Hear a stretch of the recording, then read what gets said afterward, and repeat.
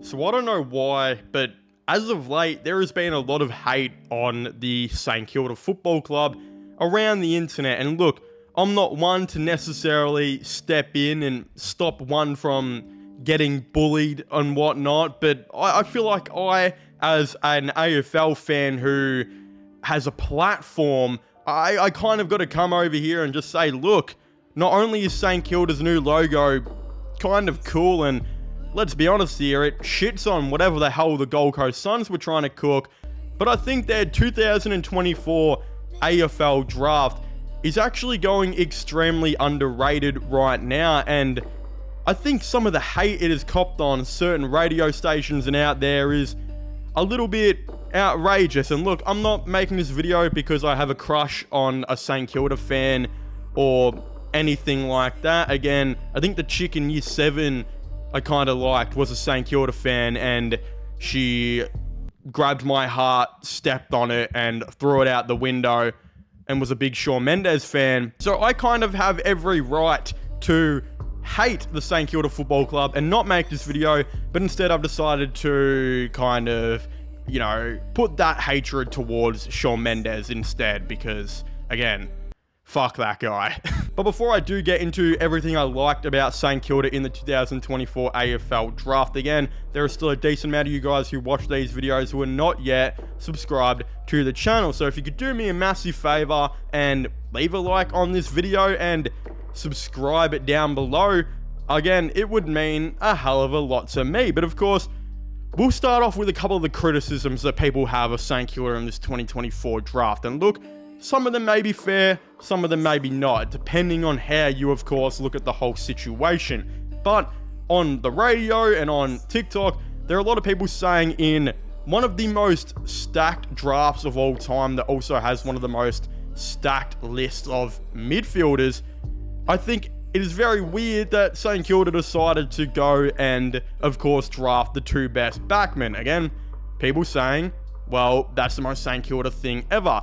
It's very weird, but they go and, of course, draft the 2 best backmen in the draft class that has all the best midfielders. And look, yeah, I somewhat see the point in that, but in saying that, the 2 backmen they got are very, very good players. Again, with the 8th overall pick, they actually decided to select Toby Travalia, who is actually listed as a midfielder on here. He's not a midfielder. He's a halfback who has the potential to move up to the wing and the midfield. But again, even though this bloke is not the best looking rooster out there, I promise you right now, his football ability is actually really, really good. And he is an exciting, quick halfback who has really good bounce. He's a great rebounder off 50 as well. Again, overall, really good halfback who can not only defend decently, but has extremely good pace that I think will really add to this St Kilda team. And look,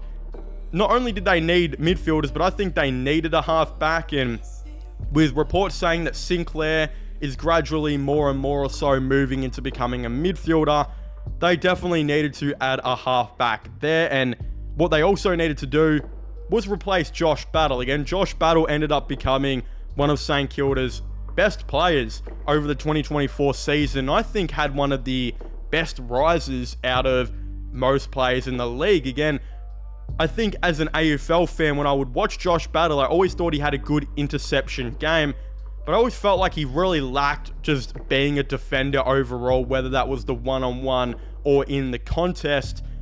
I just didn't really rate him. But again, this year, he really proved not only can he be a great interception player, but his one-on-one craft really improved as well. Became one of the more perennial defenders in the league, and then got signed by the Hawthorn Football Club, and we know the rest. St Kilda's, I think, CEO or something went and bitched at Best and Fairest tonight, and the Saints got given a top 10 pick. But luckily, they didn't waste this, arguably drafting a guy who has the most potential in the class in Alex Taru, who was originally a halfback, 4th defender type at about 187 centimeters, I think, but recently grew to 193 centimeters, where he started playing as like a 3rd tall, a really good interception player, a guy who has great bounce off of halfback as well and can move the ball. Again, overall, another great pick for St Kilda. And I think what I like about these picks as well is they're really going to fit into Ross Lyon's game style. Again, when Ross Lyon became the St Kilda football coach and had what he had in 2023, we know he actually improved the pace and run game of that St Kilda team to the point where they were actually able to make the finals.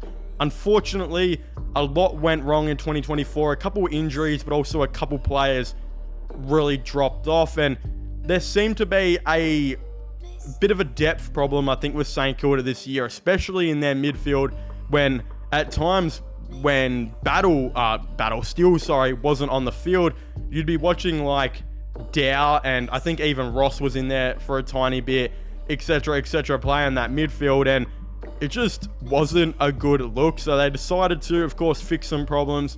They brought in Jack McRae through the trade. They brought in as well, now Sinclair's probably going to play a lot more midfield because you are adding Travalia to that back line too.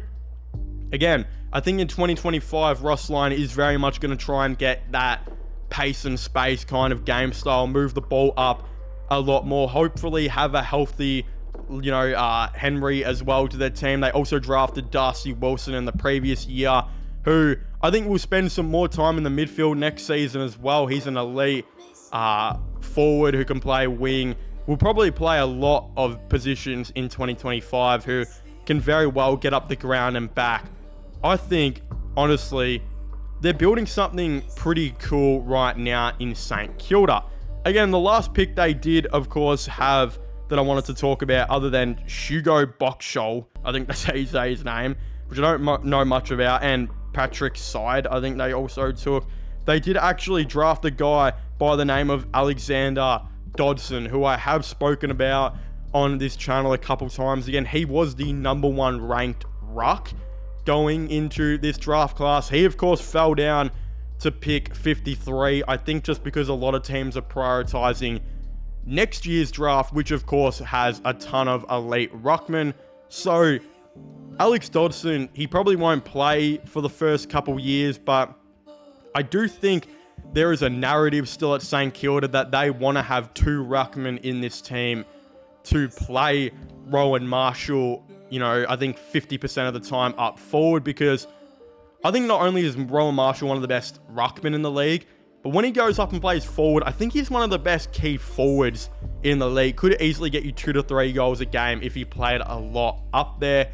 The thing is, they weren't able to do that this season. They tried to bring in Ivan Soldo, but I think he failed the medical and didn't do too well. I think they brought in Campbell in the previous year. And of course, they had Paddy Ryder. And when they had Paddy Ryder and Marshall, it was obviously a really good duo.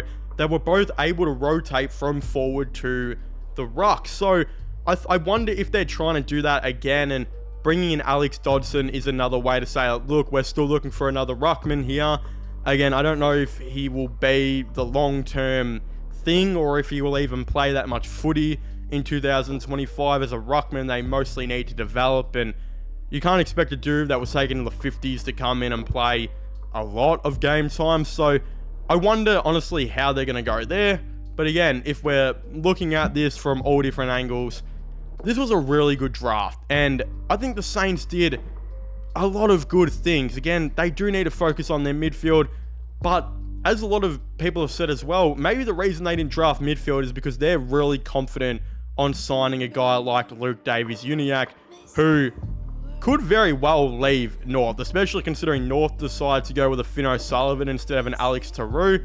That could have been maybe because they're preparing him to maybe leave and get overpaid by a team like St Kilda. And look, if the Saints can start, 2026 by saying that we now have LDU, Jack McRae, Dodson, Travalia, of course Wilson, and Tarou, and maybe whoever else they draft next year, you can be like, look, we've brought in 7 or 8 new players over the last couple of years who are completely going to change our team, shift the narrative right now in St Kilda. We've got our coach.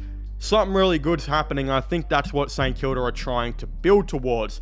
But again, if you haven't already, please make sure to leave a like and subscribe to the channel for all the latest AFL content, AFL news and whatnot. Don't forget to comment your thoughts and opinions down below. What do you guys think about the Saints?